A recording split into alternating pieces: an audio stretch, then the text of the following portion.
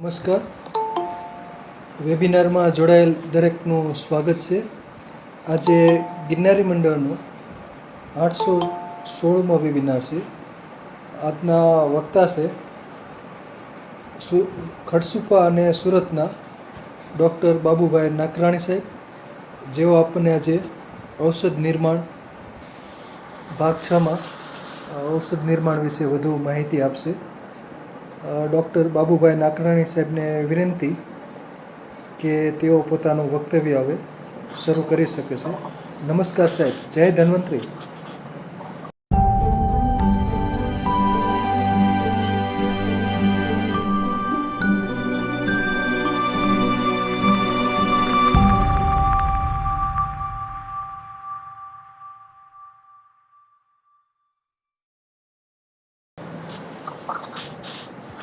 નમસ્કાર.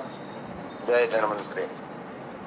રાગાદિરોગાન સતતાન શક્તાન શેષકાય પ્રસૃતાન શેષાન ઓચુક્ય મોહ રતિદાન જગાન યો પૂર્વ વૈદ્ય નમોસ્તુ તસ્મૈ યો પૂર્વ વૈદ્યાય નમોસ્તુ તસ્મૈ. ભગવાન ધન્વંતરીને આપણે શત શત પ્રણામ કરીએ કે આરોગ્યની જાણે કે ચાબી આપણને આપી દીધી હોય એવા ઔષધ નિર્માણની ઘણા બધા પ્રકારો અલગ અલગ રીતે અલગ અલગ રોગોમાં આપી શકાય એની વિવિધતા ચૂર્ણ, કલ્પ, પાંચ, ફાટ, હિમ, ટેબ્લેટ, વટી બુટી. તો આજે આપણે ઔષધ નિર્માણમાં ઘી અને તેલ સિદ્ધ કરવા માટે કેટલીક વિધિઓ છે અને પ્રકારો છે જોઈશું.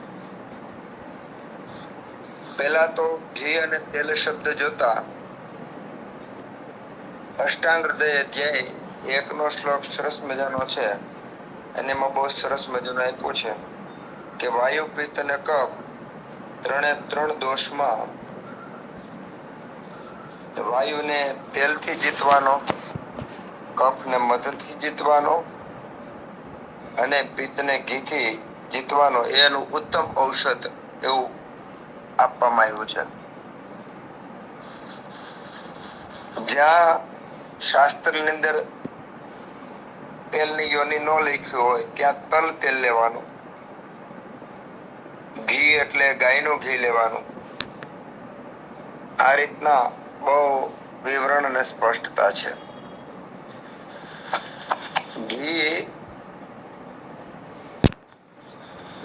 ની ખુદની શક્તિ એટલી સરસ છે કે એકલું ઘી ખૂબ બધા રોગો મટાડી શકે એવું છે. ઘીની ક્ષમતા ખૂબ બધી છે કે ઘીની અંદર 1 કિલો ઘી હોય તો આ 1 કિલો ઘી ની અંદર 5, 10, 20, 25, 50 કિલો બીજા ઔષધની ક્ષમતા હોય તો એના ઉકાળા, રસ વગેરેને ઘીમાં પચાવી અને એ ગુણો આપણે ઘીમાં લાવી શકીએ.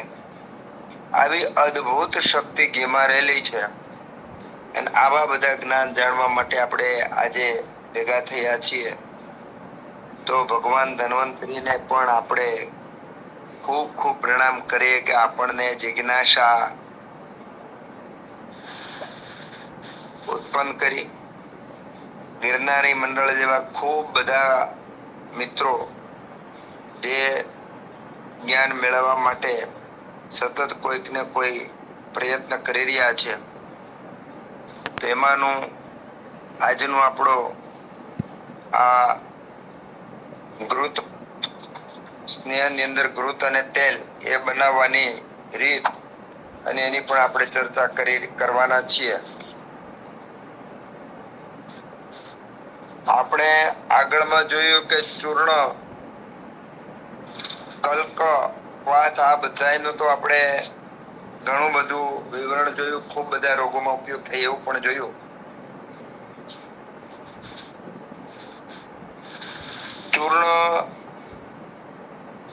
વાત, કલ્ક વગેરે રોગો મટાડવા માટે સમર્થ છે, પણ ઘીની પરમાણુ રચના એટલી અદ્ભુત છે કે એ પરમાણુ રચનાની અંદર ખૂબ બધું બીજા ઔષધોને સમાવી શકાય. આપણે એમ કહી શકાય કે મેમરી, દાખલા તરીકે નાનું એવું મેમરી કાર્ડ હોય તો એની અંદર ઘણી બધી ઓડિયો વિડિયો સંગ્રહ કરી શકાય છે.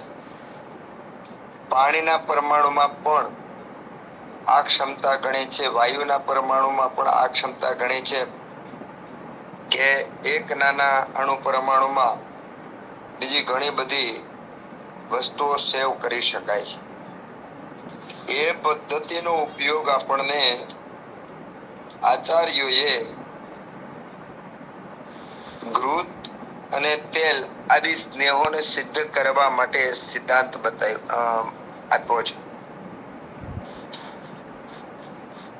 આમાં ઘીના પોતાના ગુણો તો અચળ રહે જ છે, પણ જે ઔષધની અંદર એને ઉકાળવામાં આવે છે વિધિપૂર્વક, એ ગુણો પણ એમાં આરોપણ થાય છે.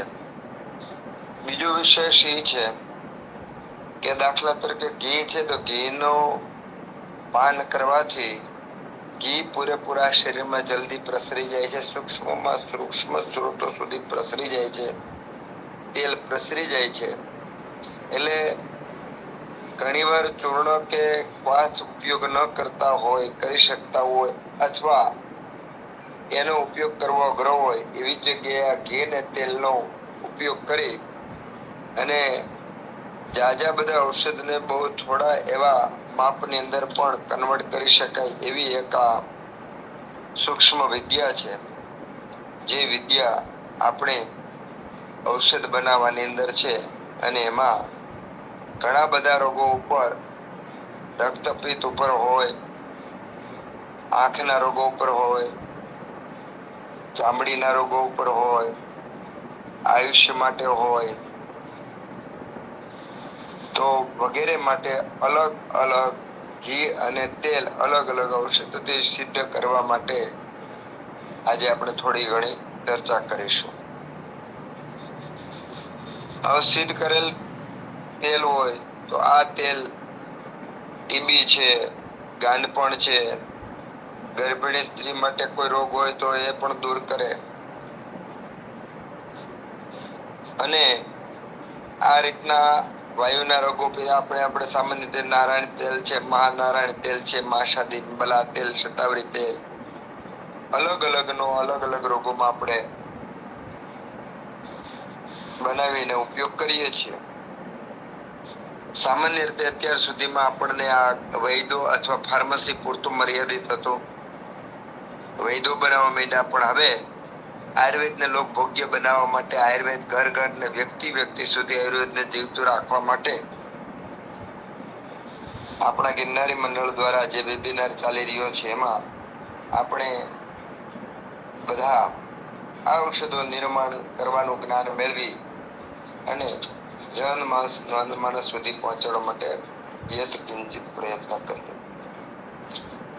સામાન્ય રીતે જે ઔષધિ હોય એ ઔષધિના કલ્કથી 4 ગણું ઘી અથવા તેલ લેવાનું અને એનાથી 4 ગણું દ્રવ એટલે કે પ્રવાહી દૂધ, ઉકાળો, પાણી આ વગેરે લેવાનું અને એમાં ઘી અથવા તેલને સિદ્ધ કરવાનું.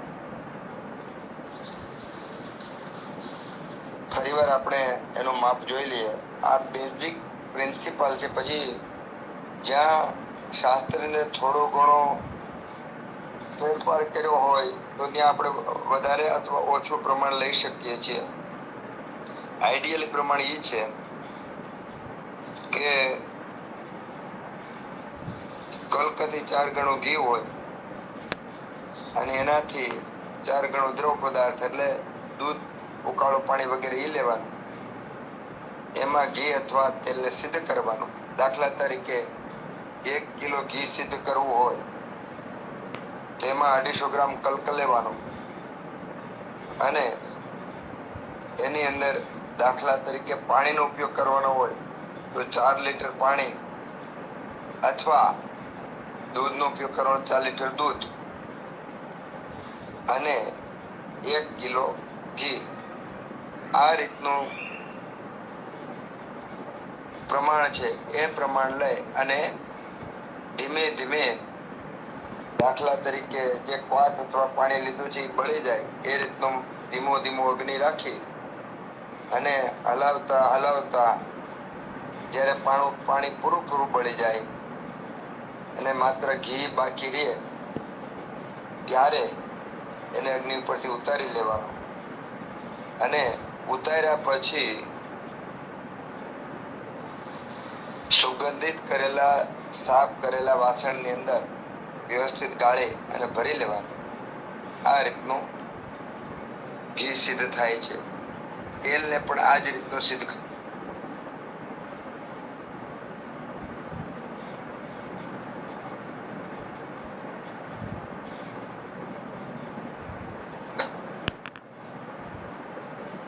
ચાર લીટર ઉકાળો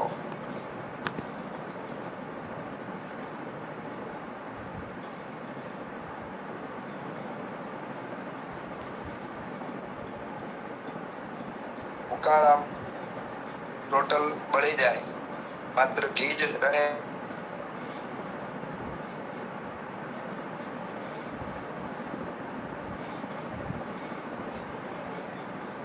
અને સારા વાસણમાં ભરી દેવાનું ઠંડુ થઈ જાય. આ સામાન્ય રીત. ઔષધો મૃદુ હોય કઠિન હોય તો અલગ અલગ ઔષધોમાં પાણીનું પ્રમાણ ઉકાળાનું પ્રમાણ અલગ અલગ હોય છે પણ સામાન્ય રીતે 1:4:16 એટલે કે કલ્ક કરતા ઘી 4 ગણું અને ઘી કરતા દ્રવ 4 ગણું. આ સામાન્ય રીતે આઈડિયલી પ્રમાણ છે.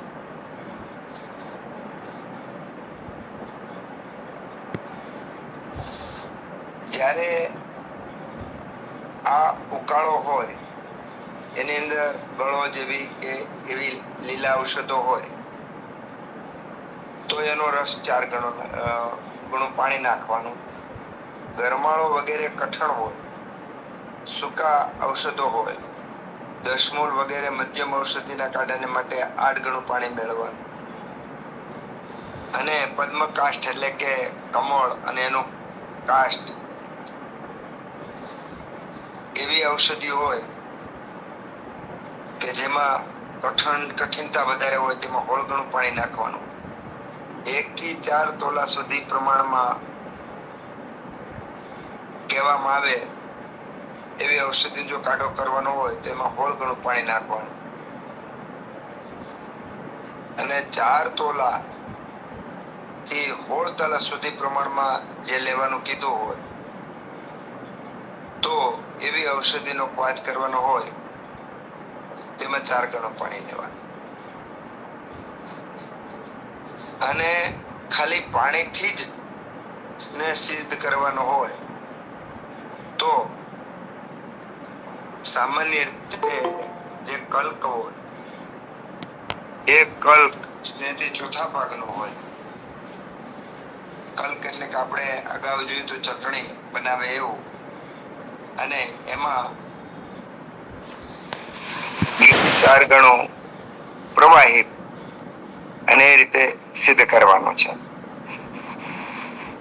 આ રીતના દાખલા તરીકે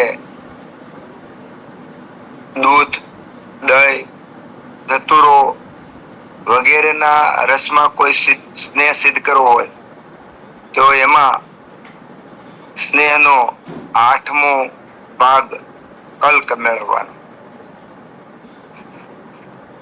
એનો અર્થ એવો કે જે ઉષ્ણ તીક્ષ્ણ હોય તો એ સામાન્ય રીતે 8મા ભાગમાં આવશે અને કલ્કનો ઉત્તમ પાક કરવો હોય તેના માટે સ્નેહ 4 ગણું નાખવાનું. સ્નેહમાં દૂધ, ગૌમૂત્ર વગેરે કઈ પણ નાખવું હોય તો એ બધાય દ્રવ્યો સરખા ભાગે નાખવાના. જ્યાં સ્પષ્ટ ઉલ્લેખ ન આપ્યો હોય માપનો ત્યાં સામાન્ય રીતે આ આઈડિયલી માપ છે. અને સામાન્ય રીતે આપણા આચાર્યોની ખૂબ બધી મહેનત ને આપણને બાળકની જેમ અંગુલ નિર્દેશ કરે એક એક ઔષધની નિર્માણની અંદર કેમાં કેટલું જળ લેવું, ઘી લેવું, તેલ લેવું, કલ્ક લેવો, ચૂર્ણ લેવો, પાઠ લેવો એ મોટા ભાગે બધું બતાવેલું જ છે. પણ સૈદ્ધાંતિક આમાં અત્યારે જ્યાં આવું સ્પષ્ટ નિર્દેશ ન હોય ત્યાં અત્યારે આપણે જે ડિસ્કસ કરી એ મોટા ભાગે લેવાનું છે. ઘણી જગ્યાએ ખાલી પ્રમાણિત લેવાનું હોય અને એનો પાઠ સિદ્ધ કરવાનો હોય. દાખલા તરીકે ગૌમૂત્ર છે, દૂધ છે વગેરે. તો ત્યાં જે ઔષધિઓ છે એને પાણી નાખી પીસી નાખવાની, ચટણી જેવું બનાવી નાખવાનું, કલ્પ કરવાનું અને સ્નેહના વજનથી 4 ગણું પાણી નાખવાનું.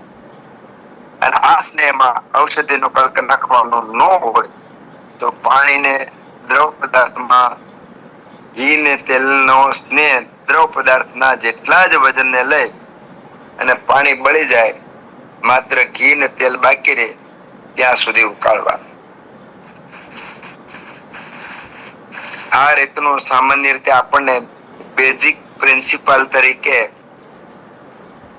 સ્નેહ સિદ્ધ કરવા માટેનું માપ કીધું છે. ઘણી જ વખત સ્નેહની અંદર ફૂલ વગેરે નાખવાનું હોય તો ફૂલનો જો કલ્ક નાખવો હોય તો સ્નેહથી 4 ગણું પાણી નાખવાનું અને સ્નેહ કરતા 8મા ભાગનો ફૂલનો કલ્ક લેવાનો. અને પુષ્પના કલ્કનો જો સ્નેહ બનાવે, સ્નેહ એટલે આપણે ઘી તેલ સિદ્ધ કરીને સ્નેહ બનાવવો હોય તો એમાં સ્નેહથી 8મા ભાગનો પુષ્પ કલ્ક લેવાનો. હવે ઘી અથવા તેલ સિદ્ધ થઈ ગયું એની ખાતરી કેમ કરે, એની પરીક્ષા કઈ રીતે કરવી? ખૂબ બધું અગત્યની અત્યારે જે આપણે વાત કરી રહ્યા છીએ એ છે કે ઘી સિદ્ધ થઈ ગયું છે, તેલ સિદ્ધ થઈ ગયું છે, એ કેમ ખબર પડે? સામાન્ય રીતે આપણામાં એક કહેવત છે, વૈદ્ય છે એક સારામાં સારો રસોઈયો હોવો જોઈએ. કારણ કે આયુર્વેદની વિવિધ ઔષધિઓ બનાવવા માટે ખૂબ બધું માપનું જ્ઞાન હોવું જોઈએ, પ્રત્યક્ષ જ્ઞાન હોવું જોઈએ. તો જ વૈદ્ય પોતે દવા બનાવી શકે, બનાવડાવી શકે, માર્ગદર્શન આપી શકે. અનુભવ ન હોય તો વૈદ્ય વેચાતી દવા લઈ અને જે ઔષધ વાપરે છે તો જે વૈદ્ય પોતે જાતે ઔષધ બનાવે છે તેના જેટલો વિશ્વાસ બહારથી બીજા પાસેથી વેચાતી લે એ ઔષધમાં એને વિશ્વાસ આવતો નથી. માટે વૈદ્ય સારામાં સારો રસોઈયો થવા માટે, પ્રત્યક્ષ જ્ઞાન મેળવવા માટે આવા વિવિધ ઘી, તેલ વગેરે સિદ્ધ જાતે કરાવવા અને વાપરવા એનો અહીં દિશા નિર્દેશ બહુ સ્પષ્ટ છે. સામાન્ય રીતે ધીમા તાપે ઘી સિદ્ધ કરતા હોય તો ધીમા તાપે અગ્નિ આપી અને ધીમે ધીમે ધીમે ધીમે કરતું સ્નેહ રહે અને પ્રવાહી ભાગ હોય એ બળી જાય. પછી સામાન્ય રીતે આપણે તવીથાથી હલાવતા હોય એમાં જે કલ્કનો ભાગ તવીથાને ચોટે અને એને દબાવીએ અને જો એની વાટ વળી જાય અને એ વાટ વાળતી વખતે હાથની અંદર ચોટે નહીં, એ વાટની અંદર હાથના આંગળીની જે રેખાઓ છે એ રેખાઓ પડે એ વાતને અગ્નિમાં નાખીએ તો તડ છમછમ એવો અવાજ ન થાય અને એ નાખેલી વાટ જે છે એ સળગી જાય ત્યારે આ ઘી સિદ્ધ થયું છે એવું ગણવાનું. એ જ રીતનું તેલમાં પણ એમ જ કે જે કલ્ક છે એને આંગળીથી દબાવી અને ગોળ ગોળ વાટ કરવાની, હાથમાં ચોટવું ન જોઈએ, હાથની રેખા વાટ ઉપર આવી પડવી જોઈએ. એને અગ્નિમાં નાખીએ તો અગ્નિ પ્રજ્વલિત થાય પણ છમછમ કે તડતડ અવાજ ન આવે. તડતડ અવાજ તો ને માત્ર તો જ આવે જો પાણીનો ભાગ રહી ગયો હોય તો. પાણીનો ભાગ રહી ગયો હોય ને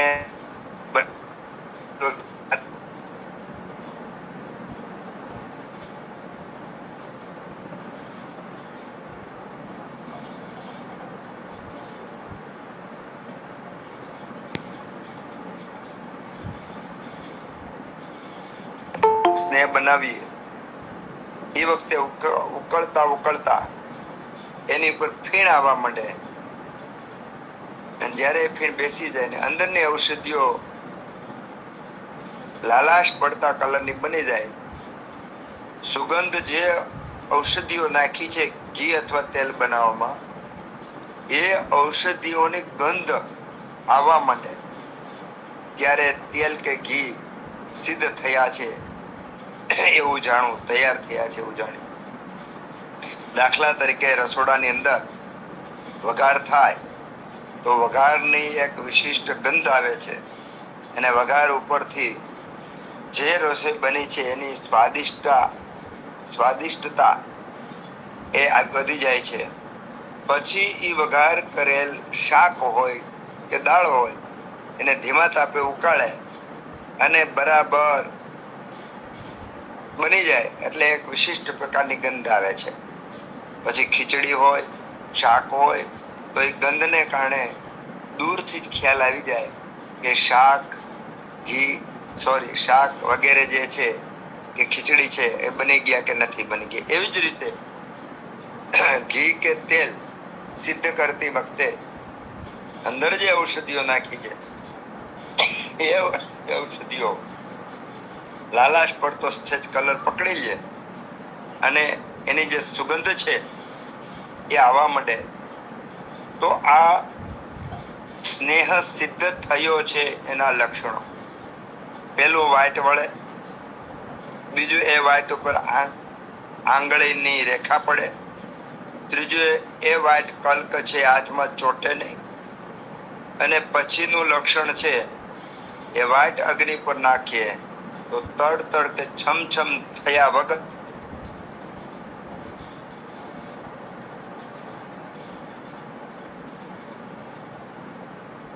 સાથે સાથે સુગંધ આવે જે ઔષધો નાખેલા છે. આ રીતનું ઔષધ સ્નેહ સિદ્ધ થયાના પરીક્ષા છે આ બધી. અને આ પરીક્ષા જેમણે વધુમાં વધુ ઔષધોનું નિર્માણ કરવું એ એમના માસ્ટર હોય છે. સામાન્ય રીતે દાખલા તરીકે મોહનથાળ તો બધા બનાવતા હોય, જેમને ચાસણી બરાબર લેતા આવડતી હોય એનો મોહનથાળ એનો ટેસ્ટ બેસ્ટ હોય છે. એમાં દાખલા તરીકે ચણાનો લોટ, અંદર એલચી વગેરે જે નાખતા હોય, ઘી વગેરે નાખતા હોય, સાકર વગેરે નાખતા હોય, પ્રમાણ એક સરખું જ હોય છે. છતાંય રસોઈઓ બદલે એટલે મોહનથાળનો સ્વાદ બદલી જાય છે. રસોઈયા બદલે એટલે રસોઈનો સ્વાદ બદલી જાય છે. એક જ સરખા ઔષધો, ઘી, તેલ, સ્નેહ બધા હોવા છતાં બનાવનાર વ્યક્તિની જેવી માસ્ટરી એવા ગુણો અને સ્વાદ એમાં આવે છે. બહુ જાજી બધી વખત ઔષધિનું નિર્માણ કર્યું હોય એક પ્રકારની માસ્ટરી આવી જાય છે. હવે આ તેલ, ઘી વગેરે સ્નેહો સિદ્ધ કરવા માટે પાક થાય છે કે નરમ પાક, મધ્યમ પાક અને કઠણ પાક. સંસ્કૃતની અંદર મૃદુ, મધ્ય અને ખર આ 3 પ્રકારો પાકના બનાવેલા છે. જે સ્નેહ પાકની અંદર સ્નેહ પાક શબ્દ બોલીએ એટલે એમાં ઘી કે તેલ સિદ્ધ કર્યું હોય એને આપણે સ્નેહ પાક કહીશું. તો જે સ્નેહ પાક હોય એની અંદર નાખેલી ઔષધિઓના કલ્પમાં જો થોડી ઘણી ભીનાશ રહી જાય એટલે કે પૂરેપૂરો બળી અને આકરો ન થાય તો એવા પ્રકારનો જે સ્નેહ બન્યો હોય તો એને મૃદુ પાક કહેવામાં આવે છે. અને જે સ્નેહની અંદર આગ આપતા ધીમે ધીમે ધીમે ઉકાળતા પાણીનો અંશ બિલકુલ ન રહે અને છતાંય કલ્કમાં મૃદુતા હોય. જો મૃદુતા બંનેમાં છે, એકમાં મૃદુ પાક છે અને બીજો મધ્યમ પાક છે, પણ મધ્યમ પાકની અંદર પાણી બિલકુલ ન રહે અરે છતાં જે કલ્ક છે એમાં મૃદુતા હોય તો એને મધ્યમ સ્નેહ પાક ગણવો. એમાં પાણીનો ભાગ બિલકુલ ન હોય, જ્યારે મૃદુ પાકમાં થોડો ઘણો પાણીનો ભાગ બાકી રહી જતો હોય. એ મૃદુ પાક બિલકુલ પાણીનો ભાગ બાકી ન રહે, તેલ પણ ન બળે અથવા ઘી પણ ન બળે અને પાણીનો અંશ, પ્રવાહીનો અંશ બિલકુલ ન રહે પાણીનો, તો એ જે પાક છે એને મધ્યમ પાક કહેવામાં આવે છે અને એ પાક ઉત્તમ છે. હવે જે સ્નેહ સિદ્ધ કરતા કરતા પાક કંઈક ઉગ્ર થઈ ગયો હોય, એટલે કે પાણીનો ભાગ બળી ગયા પછી પણ અગ્નિ ચાલુ રાખ્યો હોય અને કલ્ક પણ થોડું બળવા માંડે તો પાણી તો બળી જાય, કલ્ક બળવા માંડે, ઘી અથવા તેલ પણ થોડું બળવા માંડે, તો એ વખતે જે પાક થયો હોય એ પાકને ખર પાક ગણવામાં આવે છે. અને આ ખર પાક થયેલો જે સ્નેહ છે એ દવામાં વાપરી શકાતો નથી.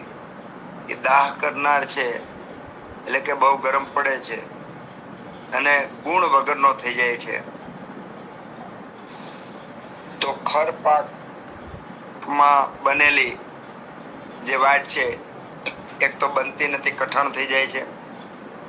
વેકરા જેવું કઠણ એકદમ થઈ જાય છે.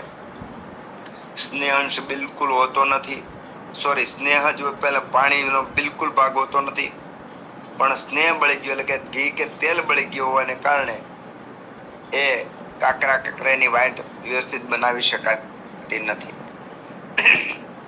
તો આ મૃદુ, મધ્યમ અને ખર 3 પ્રકારના પાક છે.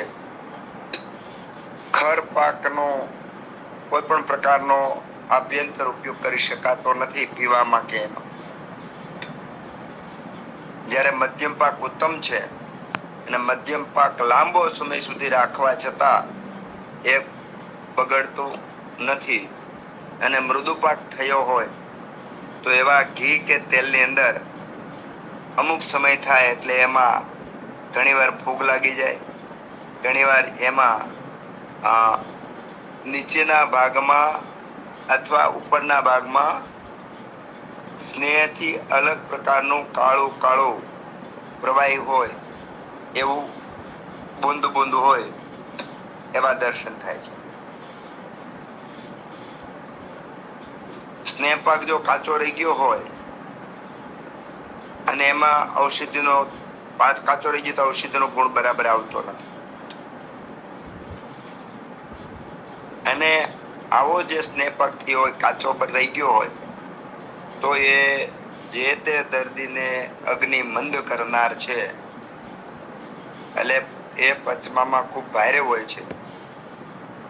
અને આ પ્રકારનો સ્નેહ પાક નરમ હોય તો એ સામાન્ય રીતે નશ્યના ઉપયોગમાં આવે છે. અને આભ્યંતર જ્યારે આપણે ઉપયોગ કરવો હોય, આભ્યંતર સ્નેહનો ઉપયોગ કરવો હોય પીવા માટે, તો ત્યાં મધ્યમ પાક લેવાનો. નશ્ય માટે મૃદુ પાક લેવાનો. આભ્યંતર એટલે કે પીવા માટે જ્યારે લેવાનો હોય ત્યારે મધ્યમ પાક લેવાનો છે. અને જો આ સ્નેહ ઘી અથવા તેલ એને પીવાના કામમાં ન લે પણ માત્ર માલિશના કામમાં લેવાનો હોય તો એને સેજ કડક થવા દેવાનો. ઘી, તેલ, ગોળ વગેરે બનાવવાના હોય તેને એક જ દિવસમાં સિદ્ધ ન કરવાના નથી. માની લો ઘી, તેલ બનાવવા હોય તો એક જ દિવસમાં સિદ્ધ કરવા નથી. ઘણા તો એટલો બધો માપ બરાબર એટલું જ લે છે. માની લો કે આપણે ઔષધોના નિર્માણ કરવામાં જેટલું માપ કીધું એટલું કલ્ક અને એના કરતા 4 ગણો સ્નેહ અને એના કરતા 4 ગણો ઉકાળો, આ બધું માપ તો બરાબર જ લે છે. પરંતુ એટલા બધો અગ્નિ તેજ રાખે છે જેના પરિણામે એ કલ્ક વગેરે ઔષધિઓ અને ઉકાળાની અંદર રહેલી ઔષધિઓ જે છે એ પૂરું કામ કરી શકતી નથી. અને ઓછા સમયની અંદર જલ્દી સ્નેહ સિદ્ધ કરવા માટે અગ્નિ વધારે રાખે છે અને એના પરિણામે જે સ્નેહની અંદર ગુણો આવવા જોઈએ ગુણો આવતા નથી. એટલે સામાન્ય રીતે જે સ્નેહ સિદ્ધ કરવાનો છે એ સ્નેહ સિદ્ધ કરવા માટે પહેલી વખત પહેલા તો જે ઔષધિઓ લેવાની છે એને ખાંડવાની, કૂટવાની, બધી ભેગી કરવાની અને રાતે પલાળી લેવાની. તો આગલા દિવસે ઔષધોનો જે ઉકાળો કરવાનો છે એને પાણીમાં પલાળી દેવાનું. બીજા દિવસે એ જે પલાળેલા છે વાત વગેરે, કલ્ક વગેરે પલાળેલા છે એને બીજા દિવસે સિદ્ધ કરવાનું. ઓછામાં ઓછા 2 દિવસે ઘી અથવા તેલ સિદ્ધ થાય તો એ ઉત્તમ છે. એક જ દિવસમાં 3 કલાકમાં 4 કલાકમાં જો એને સિદ્ધ કરી લેવામાં આવે તો ઈચ્છિત અને પૂરતા ગુણો મળતા નથી. તો જેવી રીતે આપણે રસોઈની અંદર જોઈએ છીએ કે વ્યક્તિ રસોઈઓ બદલવાથી માત્રા દ્રવ્ય એક સરખું હોવા છતાં સ્વાદ બદલી જાય છે. એવી રીતે સિદ્ધ કરેલું ઘી કે તેલ એ માત્રા, સમય અને સિદ્ધ થવાની પરીક્ષા એ જો ઉત્તમ રીતે કરવામાં આવે તો ઉત્તમ પ્રકારના ગુણો આપે છે. અને એમાં જેટલી માસ્ટરી ઓછી તો એટલા ગુણો ઓછા મળે છે. એટલા માટે આપણે એક જ રસ્તો છે કે વધુમાં વધુ ઔષધોનું નિર્માણ હાથે કરીએ, શીખીએ. અનેક વખત બનાવેલી ઔષધિઓ, અનેક વખત બનાવેલા ઘી, અનેક વખત બનાવેલા તેલ એ આપણે એક સાદી ભાષામાં કહી શકાય કે માસ્ટરી આવી જાય છે અને પૂરેપૂરા ગુણો છે એ ઘી અથવા તેલમાં આવી જાય છે. તો આ આપણે સામાન્ય રીતે ઘી અથવા તેલ બનાવવા માટેનું જે રીત હતી એ રીત જોઈ છે. પહેલા આપણે પ્રમાણ જોયું. કઠણ ઔષધિઓ હોય તો 16 ગણું, 8 ગણું, 4 ગણું એમ અલગ અલગ કઠણ હોય, મધ્યમ હોય, મૃદુ ઔષધિઓ હોય. તો આ રીતનું કલ્ક કરતા ઘી કરતા જે ઉકાળોની અંદર ઔષધિઓ છે એનું પ્રમાણ જોયું.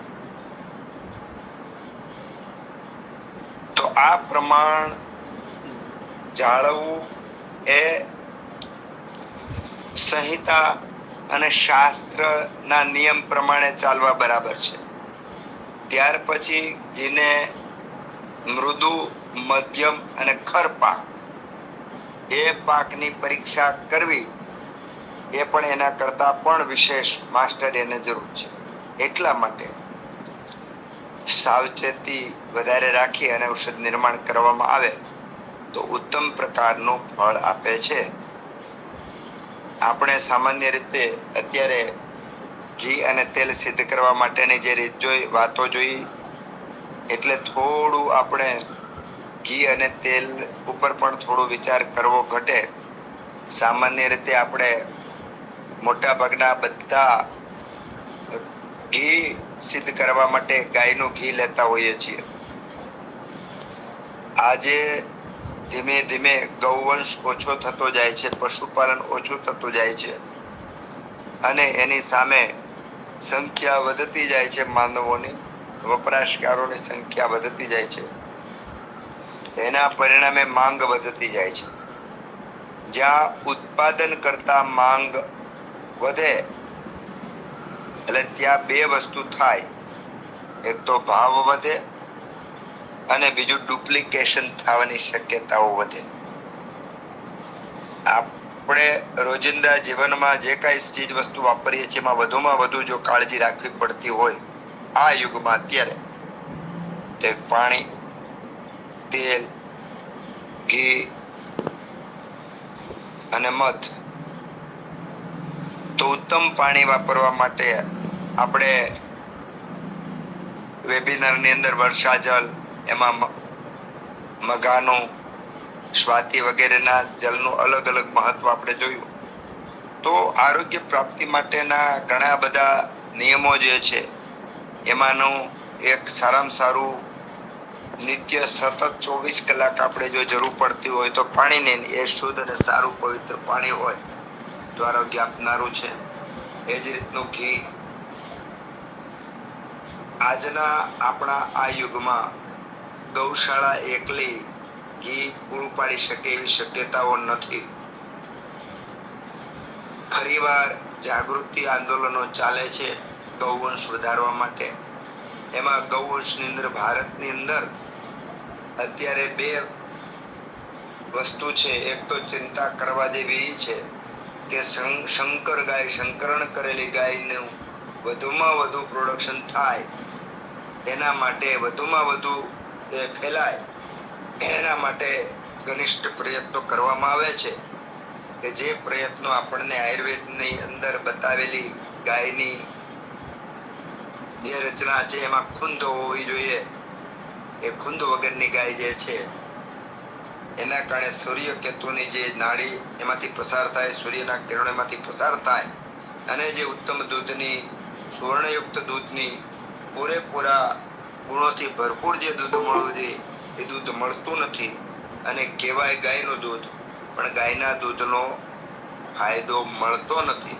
એટલા માટે ગીર ગાય અથવા જે તે વિસ્તારની દેશી ગાય, આપણે કાઠિયાવાડની દેશી ગાય અલગ છે, કાંકરેજ ગાય હોય, અહીંયા ડાંગ બાજુ આવો તો નાની હાઈટ વાળી ડાંગી ગાય છે. તો અલગ અલગ વિસ્તારની જે દેશી ગાયો છે એ પણ દરેકને ખૂંદ હોય છે અને એ પણ ઉત્તમ, એના દૂધમાંથી ઉત્તમ ઘી બને છે. એટલે ઘી કોનું લેવું? તો આવી ગાયનું જ ઘી લેવાનું. ચર્ચા એટલા માટે કરીએ છીએ કે ઉત્તમ ઔષધો વાપરીએ, ઉત્તમ ઘી બનાવતા આવડે, પણ જો ઘી જ શુદ્ધ ન હોય તો આપણને ફાયદો મળતો નથી. એટલા માટે ઘીના કલેક્શન માટે પણ આપણે કાળજી ખૂબ રાખવી પડે. આજના યુગમાં દરેક વ્યક્તિ ગાય રાખી શકે એવું કદાચ શક્ય ન બને, પણ એનો બીજો વિકલ્પ એ છે કે આપણે જે લોકો પશુપાલન કરતા હોય એને આપણે પ્રોત્સાહન કઈ રીતે આપી શકીએ અને મદદ કઈ રીતે કરી શકીએ, એ પણ પગલું લેવું આવશ્યક છે.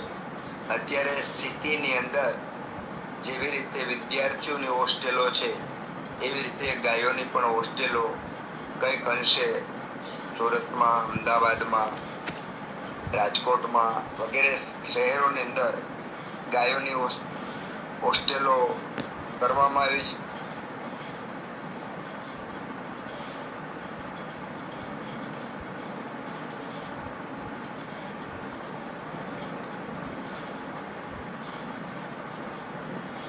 એ બહુવ્યાપી બને આમ જનતા માટે સેજે સેજે ગાયનું ઘી મળી રહે એના માટેના પ્રયત્નો કરવા ઘટે અને એના માટે ગામડા સિવાય બીજો કોઈ વિકલ્પ જ નથી. કારણ કે 10 માળની કે 20 માળની જે બિલ્ડિંગમાં વ્યક્તિ રહેતા હોય તો એ વ્યક્તિ માટે ગાયનું પાલન કરવું એ શક્ય નથી. બહુ મોટી ચિંતા ગૌવંશને ટકાવી રાખવા માટે છે. એટલે અત્યારે ખૂબ બધા ગૌ ભક્તો જે કામ કરી રહ્યા છે એ વંદન કરવાને લાયક છે. જે લોકો ગામડામાં વનની અંદર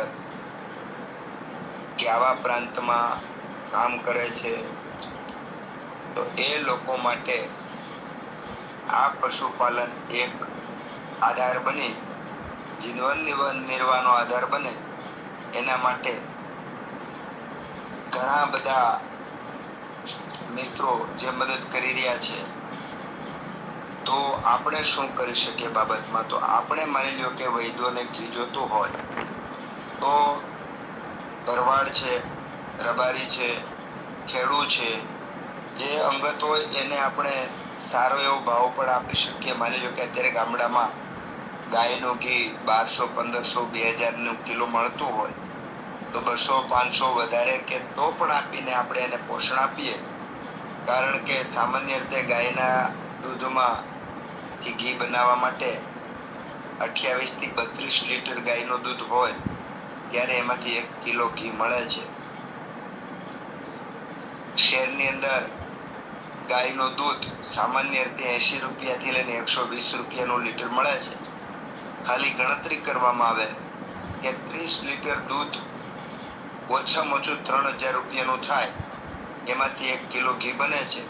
તો આ ઘી જે છે એ આપણને અત્યારે 1500, 1800, 2000 માં મળે તો ખૂબ સસ્તું કહેવાય. બીજું, ગાય છે ફરતી હોય, ચરતી હોય, રખડતી હોય, જંગલમાં જાતી હોય એવી ગાયનું જો દૂધ અને એમાંથી બનાવેલું ઘી હોય તો એ ઘી પણ ઔષધ સમાન જ છે. અત્યારે મોટા ભાગનું ઘી જે બને છે એ મલાઈ ભેગી કરે પછી એને મેળવી દે અને એનું ઘી બનાવી નાખે છે. આ સાચી રીત નથી. સાચી રીત આપણા પૂર્વજો જે રીતે પેલા દૂધને છાશથી મેળવી દે અને દહીં બને, દહીં બન્યા પછી એને બીજા દિવસે વલોવી અને એનું માખણ બનાવે. માખણ બનાવ્યા પછી એ માખણને તાવે એટલે કે ગરમ કરે અને એમાંથી ઘી બનાવે. આ રીત ઉત્તમ છે. દરેક વ્યક્તિ ઘી તાવતી વખતે દરેકના ઘીનો ટેસ્ટ અલગ અલગ હોય છે. જે રીતે આપણે કીધું કે રસોઈ બનાવે તો રસોઈઓ બદલે તો એનો સ્વાદ ગુણ અલગ અલગ હોય. એમ ઘીને ઘી બનાવતી વખતે પણ પટેલના ઘરનું ઘી હોય એના હાથ અલગ હોય. રબારી, ભરવાડ, ચારણ, આહિર, મેર દરેકની માસ્ટરી હોય છે, એક વિશિષ્ટ રીત હોય છે. આ ઘી એ લોકોનું વારસાગત સિદ્ધ કરવાનું ગરમ કરવાનું આવડતું હોય છે. તમે કદાચ માર્કિંગ કર્યું હોય તો પટેલના હાથની બનાવેલી છાશ કે દહીં એનો સ્વાદ અલગ હોય, આહિરનો અલગ હોય, રબારીનો, ચારણનો અલગ હોય. તો આ એક પરંપરાગત વારસાગત મળતું જ્ઞાન છે અને આ જ્ઞાન માત્ર ને માત્ર આપણને અત્યારે આ ગામડામાં જ મળે, ગામડામાં જ આ જીવન ટકી રહ્યું છે. તો આપણે આના માટે ગામડાને પ્રેમ કરીએ, ગામડાના માણસો સાથે જીવન જીવવાનો પ્રયત્ન કરીએ અને એને યોગ્ય ન્યાય મળે, યોગ્ય ભાવ મળે તો એમાં ભેળસેળની શક્યતા ન રહે અને શુદ્ધ ઘી મળે. શુદ્ધ ઘી મળે તો જ આપણે સ્નેહ સિદ્ધ કરવા માટે સારા ને સાચા ગુણો પ્રાપ્ત કરી શકે, તો જ દર્દીને મળી શકે. મારે વાત એટલા માટે કરવાની છે કે આપણે ભોગવાદમાં જવાનું નથી, આપણે તો ઉપયોગવાદમાં જવાનું છે. ગાંધીજી બહુ સરસ મજાની વાત કહેતા કે કેન્દ્રીકરણને બદલે વિકેન્દ્રીકરણ થવું જોઈએ. દાખલા તરીકે અત્યારે કોઈ પણ કંપની હોય એનું આપણે તૈયાર બનાવેલું ઘી લઈએ, ફલઘૃત લ્યો, શતાવરી ઘૃત લો, પંચતિક્ત ઘૃત લ્યો, તો માર્કેટમાં કંપનીમાંથી જે મળતું ઘી છે એનો ભાવ સરેરાશ 2200 થી માંડી અને 3200 ની આસપાસ સિદ્ધ ઘીનો મળે છે.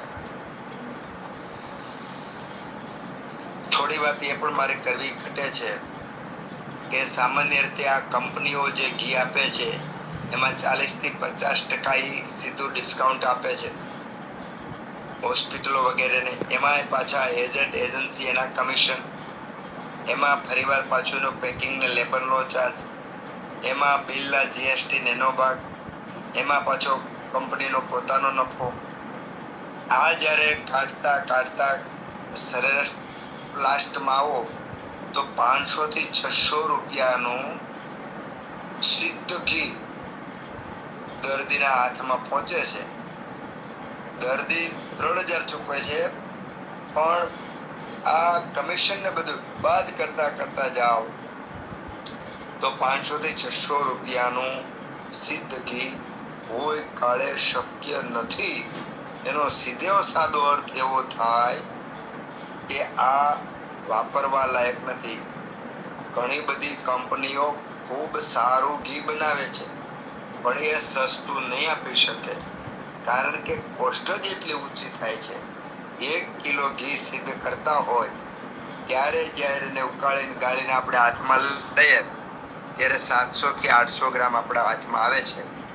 કારણ કે બીજું કલ્કમાં વગેરેમાં આપણા લોયા એટલે કે બકડીયું એમાં એ થોડું ઘણું 100-200 ગ્રામ જેટલું ઘી એમાં વેસ્ટ જતું હોય છે. એટલા માટે જ્યાં આપણે આયુર્વેદની ઔષધિઓ અને એનું લેવું હોય ત્યારે એની કોમ્પિટિશન ભાવમાં નહીં જોતા એની ગુણવત્તામાં જોવાની. એવા વૈદ્યો પણ ખૂબ સરસ મજાનું ઘી અને તેલ હાથે બનાવે છે, તો સામાન્ય રીતે આપણે એ લેવાનો વિશેષ આગ્રહ રાખીશું. વૈદ્ય ગણ છે એ નારાયણના ગુણ સમાન મહત્વ ધરાવે છે, એટલે આપણે વૈદ્યોએ ભગવાનને હૃદયમાં રાખી અને યત કિંચિત પ્રયત્ન કરી સંપૂર્ણ શુદ્ધ વસ્તુ સમાજને આપીએ તો મને એવું લાગે છે કે વૈદ્યોએ ધ્યાન ભજન કરવાની જરૂર નથી. સિદ્ધાંતથી, ભાવનાથી, શુદ્ધતાથી બનાવીને આપેલું ઔષધ સમાજને એ વૈદ્યની સાધના છે, એ વૈદ્યનો યોગ છે. અને આ યોગના પ્રતાપથી, પ્રભાવથી અવશ્ય વૈદ્ય મોક્ષને પામે છે. એના માટેની બીજી કોઈ સાધનાની જરૂર નથી. આ મારું અંગત મંતવ્ય છે, અંગત અનુભૂત છે, કારણ કે આનાથી આત્મસંતોષ ખૂબ થાય છે અને જે પરિણામ મળે છે એ પરિણામ દર્દી જ્યારે વાપરે છે આવા ઘી, તેલ, ચૂર્ણો વગેરે, ત્યારે એના જે આશીર્વાદ મળે છે એનું આપણે પૈસામાં મૂલ્ય આંકી શકતા નથી. છતાં દર્દીઓ અને સમાજ વૈદ્યને જે પૈસા આપે છે, વૈદ્યને જે પૈસા મળે છે, એ તો માત્ર પ્રભુની પ્રસાદી રૂપ છે. એ આપણને વૈદ્યના ભાગ તરીકે મળે છે. તો આપણે આ ઘી અને તેલ સિદ્ધ કરવા માટે, માસ્ટરી મેળવવા માટે ઘણું બધું ધ્યાન રાખવું પડતું હોય છે. આજના આપણા આ વેબિનારમાં ઘી અને તેલ, એનું મહત્વ, એમાં મૃદુ, મધ્યમ અને ખરપાક ઘી અને તેલ એ મેળવવા માટે રાખવામાં આવતી કાળજી. દાખલા તરીકે ઘી છે તો આપણે ગાયનું જ લેવાનું. ગાયમાં પાછું દેશી ગાય, કાંકરેજ ગાય ઓરિજિનલ જે આપણી ભારતની જે ઓલાદો છે એનું જ લેવાનું. એમાંય પાછા અલગ અલગ જે ઘી એ કે દરેક ઘીને ઉકાળતી વખતે, તાવતી વખતે રાખવી પડતી કાળજી, એનું પણ આપણે વર્ણન જોયું. તો બીજી બાજુ આપણે આટલી જ કાળજી તેલની રાખવાની હોય તો દાખલા તરીકે સામાન્ય રીતે આપણે તલનું તેલ સિદ્ધ કરવામાં વાપરતા હોય તો તલ છે એ ઘણા બધા ખેડૂતો અત્યારે ઓર્ગેનિક બનાવે છે, તો એ લેવાનો વધારે આગ્રહ રાખશું તલનો. અને જે સૂકા પ્રદેશના તલ છે એ ઉત્તમ ગુણયુક્ત હોય છે. દાખલા તરીકે સૌરાષ્ટ્રમાં હોય, કચ્છમાં હોય, રાજસ્થાનની અંદર તલ પાકેલા હોય તો વિશેષ ઉત્તમ ગુણવાળા હોય છે. તો એ તલને એકત્ર કરી અને જો નાની ગાણીમાં એને તેલ કાઢવામાં આવે તો ઉત્તમ છે. અત્યારે માર્કેટમાં મળતા જે હજારો લાખો ડબ્બા આપણને રાતોરાત આપી દે એવી મોટી કંપનીઓમાં થી તલનું તેલ લેવું એના કરતા આપણને નાના જે ગામડામાં અત્યારે નાના ઘણા છે એમાં જાતે કઢાવેલું તલનું તેલ ઉત્તમ છે. અને આ તલનું તેલ આપણે સિદ્ધ કરવા માટે વાપરવાનું છે. તો આ આપણું તેલ અને ઘી મેળવવા માટેની જરૂરી કાળજી, એની ઉપર આપણે ચર્ચા કરી. કઈ રીતે બનાવવું, કયા માપથી બનાવવું એ પણ આપણે ચર્ચા કરી. આવતા પછીના વેબિનારની અંદર ખૂબ બધા ઘી અને તેલ બનાવી શકાય છે. અનેક રોગોમાં ખૂબ બધા ફાયદા થાય છે. અને પછીના આવતા વેબિનારમાં આપણે આ બધા દાખલા તરીકે ચાંગેરી ઘૃત છે, શતાવરી ઘૃત છે, પંચતિક્ત ઘૃત છે, પછી મહાનારાયણ તેલ છે, વિષગર્ભ તેલ છે, વગેરે તેલ અને ઘી એના ઉપયોગો અને દર્દીમાં મળેલા ચમત્કારિક પરિણામો એના વિષય ઉપર પણ આપણે વાત કરવાના છીએ. એટલે ઘી અને તેલ એનું મહત્વ જેટલું આંકે એટલું ઓછું છે. શરીરની અંગે અંગમાં પ્રસરી જનાર, બળ આપનાર, નબળાઈ આવે ને અને રોગો દૂર થાય એવું જે કામ કરનાર છે એવા આ પ્રકારના ઘી ને તેલ એ સિદ્ધ કરવા માટે આપણે આજે વેબિનાર સાંભળો, વાતો કરી. ભગવાન ધન્વંતરીને પ્રાર્થના કરીએ કે આપણને ઉત્તમ વૈદ્ય, ઉત્તમ રસોયા, ઉત્તમ પાકશાસ્ત્રી બનાવે કે જેનો લાભ સમાજને અને દર્દીને સીધો મળે. જય ધન્વંતરી. જય ધન્વંતરી. ખૂબ ખૂબ આભાર ડૉક્ટર બાબુભાઈ નાકરાણી સાહેબનો, જેમણે આજે ઘી અને તેલ સિદ્ધ કરવાની વિધિઓ જણાવેલ છે. એટલે સિદ્ધ તેલ કરવું હોય કે સિદ્ધ ઘૃત કરવું હોય તો તેના માટેની સરસ માર્ગદર્શન આપ્યું, સરસ વિધિ જણાવી. ખરપાક, મૃદુ પાક, મધ્યમ પાક, આવા બધી અલગ અલગ વિધિ પણ સરસ જણાવેલ છે. ખૂબ ખૂબ આભાર. હવે વૈદ્ય શ્રી વિનોદભાઈ ઠક્કર સાહેબને વિનંતી કે 2 શબ્દો કહેશે. ઠક્કર સાહેબ. જય ધન્વંતરી. નાકરાણી સાહેબને પ્રણામ. આજે નાકરાણી સાહેબે પાક, સિદ્ધ સ્નેહ પાક ઉપર આપણને બધાને શાસ્ત્ર સંમત અને શાસ્ત્ર કથન પૂર્ણ રૂપે આપણને સમજાવ્યું. મારે કંઈ કહેવા જેવું ઉમેરવા જેવું લાગતું જ નથી, કારણ કે બહુ ઝીણવટથી એમને એ પીરસ્યું છે. પણ એક વાત જે સ્નેહ પાક માટેની વાત જે છે, તો આયુર્વેદની અંદર સાહેબે આ શૃંખલા જે ચાલુ કરી અને વિવિધ રીતે ઔષધ આયોજનો જે આપણા ઋષિ મુનિઓએ ચિકિત્સાના ભાગ માટે અને દર્દીના લાભાર્થ માટે જે આપ્યા છે, એમાં રોગના તબક્કા હોય, સ્તર, સ્ટેજીસ, ફેઝિસ, એ પ્રમાણે ઔષધ આયોજન કરવાનું હોય છે.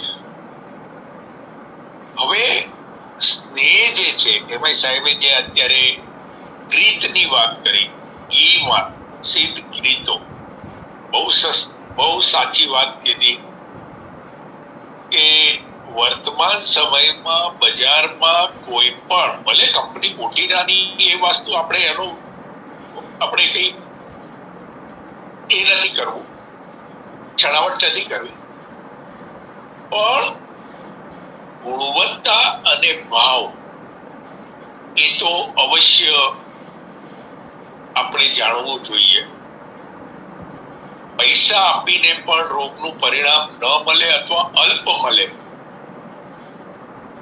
એની બદલે જો સારા વૈદ્ય નિર્માણ કરેલા સિદ્ધ ઘૃત અને તેલ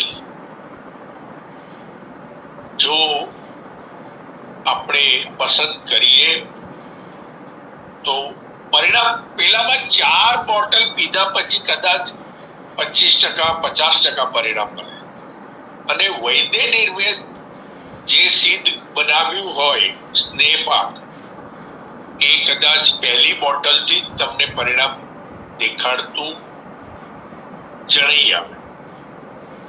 તો 4 વાર પૈસા ખર્ચો અને 1 વાર ખર્ચો લગભગ ખાટલાની વચ્ચે આવીને સ્થિતિ આવે. એટલે જે સાહેબે કીધું એમની સાથે હું સંમત છું, કારણ કે હું પણ એક ચિકિત્સક છું. દર્દી એવું કહેતો હોય, સાહેબ આ જ વસ્તુ બજારમાં તો આવી આ ભાવમાં મળે છે, પણ એમને નથી ખબર હોતી કે આમાં કયું ઘી વપરાયું છે અને સિદ્ધ હકીકતમાં સિદ્ધ છે કે બીજી રીતે બનાવટ કરવામાં આવી છે. અને ટૂંકમાં વિરામ લેતા પહેલા એક સૂત્ર જે સમાજમાં બોલાતો હોય છે, સસ્તા રોએ 12 મહેંગા રોએ 1 બાર. એમ જો વૈદ પાસેથી પ્રમાણિત સિદ્ધ કરેલી આવી ઔષધો જો લેવામાં આવે તો બહુ જ હિતાવહ રહે. એટલું કઈ વિરામ લઈશ. અસ્તુ. જય ધન્વંતરી. જય ધન્વંતરી. ખૂબ ખૂબ આભાર. સરસ રહ્યું વક્તવ્ય, સરસ કોમેન્ટ કરી અને સરસ માહિતી મળી. સિદ્ધ ઘી અને તેલ બનાવવાની, એટલે વિવિધ સિદ્ધ સ્નેહ પાક કહો કે સિદ્ધ ઘૃત કહો, તો સરસ માહિતી મળી. ખૂબ ખૂબ આભાર. સરસ. જય ધન્વંતરી.